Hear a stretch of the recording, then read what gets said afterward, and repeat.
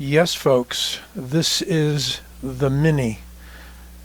The Mini Paragon. There's a Maxi view of it. Must be a really small knife for it to be named Mini. Kizer Mini Paragon? I don't know. Let's see. Does that look mini to you? It doesn't look mini to me. And yet, RS Knifeworks replied to a video I posted on Instagram and said, wait till you see the full size. So let's all wait for the full size to come by. It's going to probably be like the Sheepdog XL or something huge. But here is a real interesting knife, as I said, by RS Knifeworks, made by Kizer. 154 cm, came out just recently, past week or two. And I know there were some prototypes out there earlier. We're getting to see a lot of prototypes showing up on knife review channels. That's interesting. So we get a kind of a preview before the production comes out. However, this is a production model of the Mini Paragon. I love it. A lot of people don't care for the handle, but I think it's really cool that it's kind of a normal stick-sized handle for a massively wide blade. And this thing's got, look at that action. Guillotine almost, drop shot. Thing I haven't been able to do for whatever reason is middle finger flick it. It's got a pretty stiff detent. No problems breaking it loose with the thumb. Wonder if I could roll it out. Yeah, I can roll it out, but you can feel the break is very abrupt. So I don't think we can't feel it. It just really releases all at once. So it's good because it's a larger, heavier blade. So, you know, you don't want it to shake free too easily. We got some very nice jimping on kind of a forward canted flipper tab that is about medium in height, I would say. Opens up very easily. No jimping on the ramp. We got a couple little decorative jimps here up on the spine. I suppose that could come in if you wanted to raise your thumb way up and put it on the back of that knife. We have a reverse curve, what appears to be a hollow grind in here, a very broad hollow grind. It could be flat though. It's not a very defined hollow if it is a hollow. I'm not sure if we can see that or not. There'll be too many reflections. Let's call it flat for now, okay? With a reverse curve and a secondary bevel for your Tonto-like appearance, and a very steep hill kind of drop there. Just really unique. You may be asking if it's going to be a useful EDC knife. I can't tell you that. You do have a secondary point there for some detail work. Raise it up to about there and you can get at the main point. Really nice green-brown micarta, nicely done. They didn't cheap out on the micarta. Some knives the micarta doesn't look very good. It's not a deep carry. It's going to leave about an inch out of your pocket. Has a backspacer also of micarta. A little bit of detail jimping on that. And interesting, kind of sticks out there a little bit. So you do have kind of an effective blunt trauma sort of weapon there if you want to use it. I mean, certainly this is going to be a broad blade that probably would be pretty good for slashing, although, you know, in Filipino martial arts that I studied, shorter blades, and this is, you know, most folding knives are going to have short blades compared to full-size fixed blades and swords.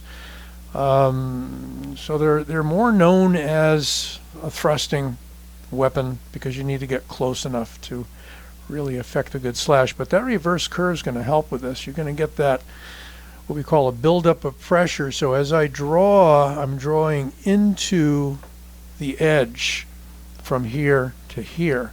That increases the pressure of the cut, similar to what a Wharncliffe does when you angle it up a little.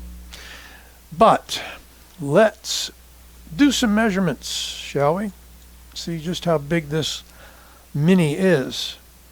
Well, this Mini is coming in at just shy of 8 3/4 inches overall, and strangely enough has a blade slightly shorter to that point than 3.5 inches, and the cutting edge is coming up closer to 3.75, call it like a 3.7. And how about thicknesses here? Millimeters, we're set to millimeters. We got a fairly thin blade stock of 3.1.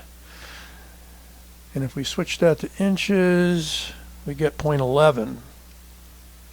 Handle thickness, 0.57 for a big knife. That's not too bad. Big Mini. Let's weigh it up. And we get, wow, 6.92, call it 6.93 ounces.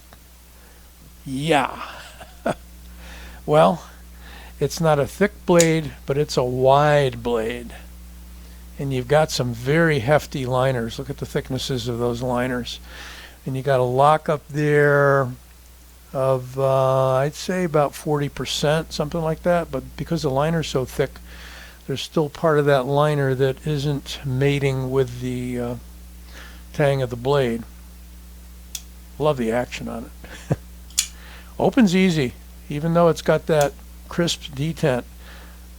Probably eventually, hey, I did it. It took a lot of pressure to middle finger flick it. You got to jam your finger in that slot and really commit to it. I'm a little reluctant to do that so I don't end up causing blood to flow all over my tabletop. Well, those are the measurements of this little bad boy, little big bad boy. Let's compare it to the Benchmade Griptilian. And it is about an inch longer overall than the Grippy. And I have a funny feeling it's even going to be a little longer than the Rat 1. Let's see, or maybe the same. Look at that. If we bring it right out to that little extra pommel piece backspacer, we've got the same length knife as a Rat 1. However, obviously just a little taller, don't you think?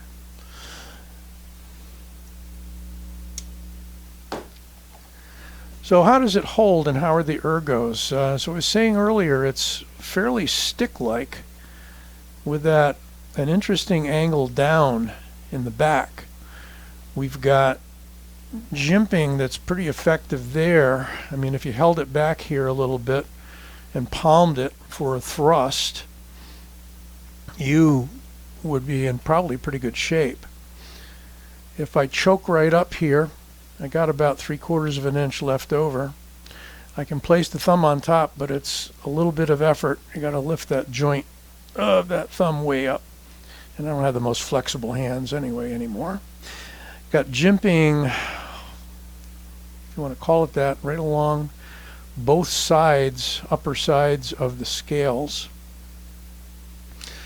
That pattern carries forward there nicely to the blade and even echoes into the spine of the knife near the swedge there. You've got a, speaking of swedges, it goes all the way down like that, and it, you know, it gives you kind of an arrow point at the end with the mix of that forward grind that creates the tanto and the swedge there. Very interesting design.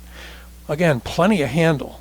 All right, shorter blade, but plenty of handle. What do we have in the handle here?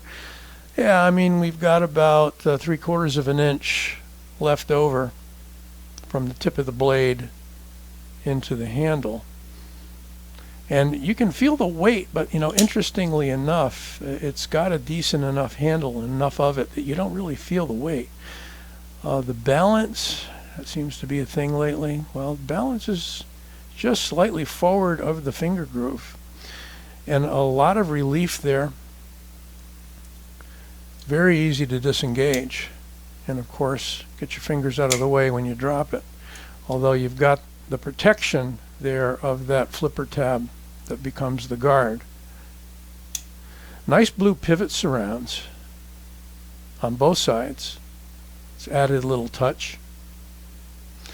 And I would say overall, you know, this isn't really, as Bob DeMarco likes to say, my bailiwick. Sorry, Bob, I'm not making fun of you. But it's not my cup of tea, usually, this style of knife. But, you know, if it's weird enough like this and it just stands out for you, that increases my interest. So what can I tell you? The MINI Paragon from Kizer, 154 cm, designed by RS Knifeworks. So check it out. I'll leave you the link. They're not going for all that much. Sorry, price escapes me. $100, a little over, a little under. The link will be there to White Mountain, where this came from. And don't forget to use your discount code OLDSWORD. You'll get 10% off. Take care. Be well. Don't forget to like the video and subscribe. You'll see that little button in the lower right. You'll be notified every time something changes or drops or I put up something new. Catch you soon.